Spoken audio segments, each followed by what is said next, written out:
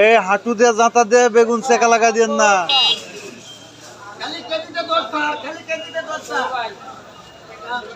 কেজিতে 10 টাকা ছাড় দিয়ে দিছে।